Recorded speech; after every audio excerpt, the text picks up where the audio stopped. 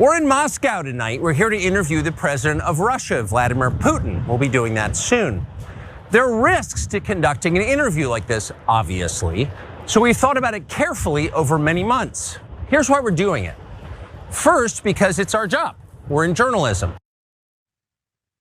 No, you're not. That's not your job at all. You don't even technically work for a place that pretends to be journalism anymore. You make a show.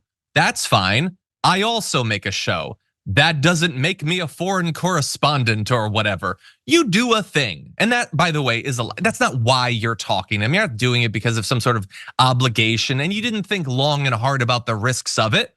You thought, well, if I continue to function as a useful idiot for the Russian government, then some right-wingers here will like that. Maybe I'll be given some money from foreign sources. Maybe I'll just get some more cred on the right because for some reason, everything Putin does is supposed to be awesome. That's the reason that you're doing it.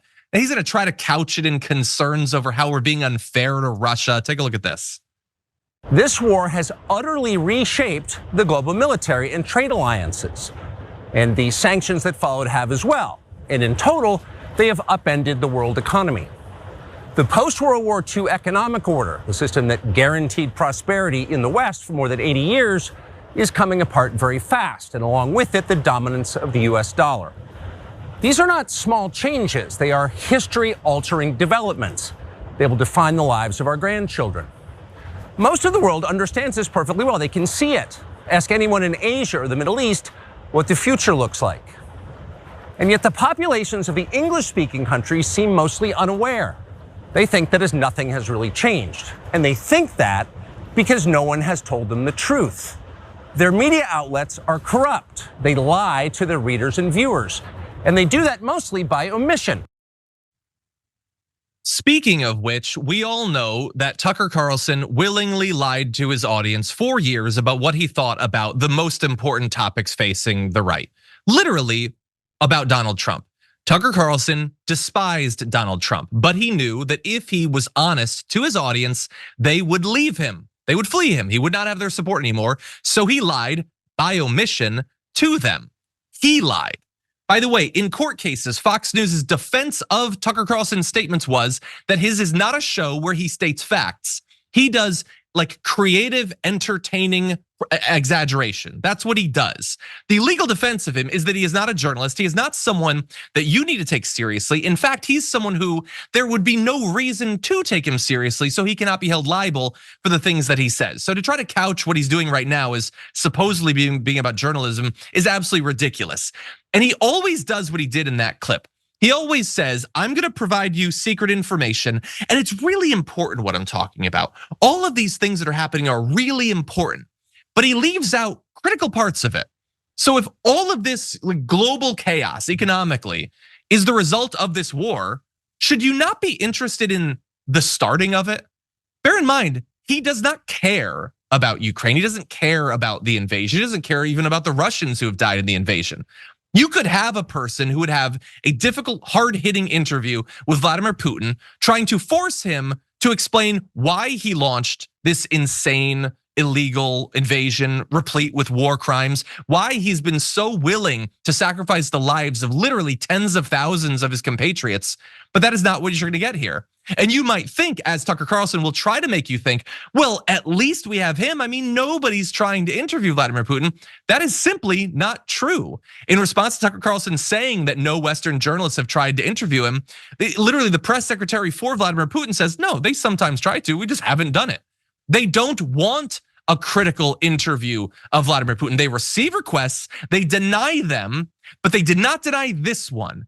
And why is that? Well, you'll see when the footage comes out. It's because there will not be a question that is anything harder than pudding soft.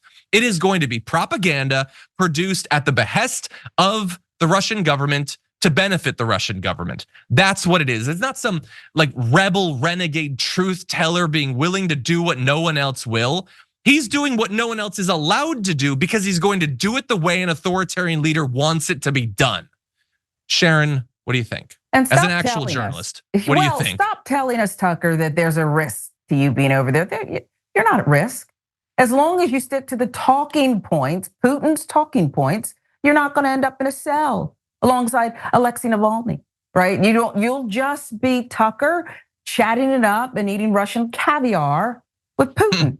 And we won't even have to talk about what you mentioned, John, how the war started or anything. This is preposterous. He's not quite a comedian. That's not really what Fox was saying, but he's not a journalist. It's like that thing in the middle where you kind of just dance and party, eat a few bonbons, but you're not delivering any information and you're certainly not telling the truth. And I don't know how long he's going to be over there. Maybe the Sandy Hook denier is with him again. Maybe they'll do several shows. I don't know. But this is not journalism, and he's not in danger as long as he sticks to the talking points. No, 100%. I just want to read one more tweet because the right is going to love everything that he says. He's going to they love Putin.